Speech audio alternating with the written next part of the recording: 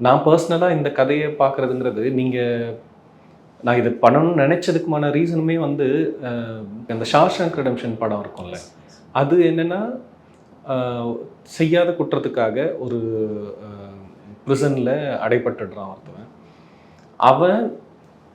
அவனை சுற்றி இருக்க அந்த எக்ஸ்டர்னல் ப்ரிசனை உடச்சி ஃபைட் பேக் பண்ணி ரொம்ப டஃபஸ்ட்டு சுச்சுவேஷன்லேயும் திரும்ப திரும்ப திரும்ப திரும்ப ஃபைட் பண்ணி அதுலேருந்து மீண்டு வர்றது அப்படிங்கிறது வந்து அந்த படமாக இருக்கும்.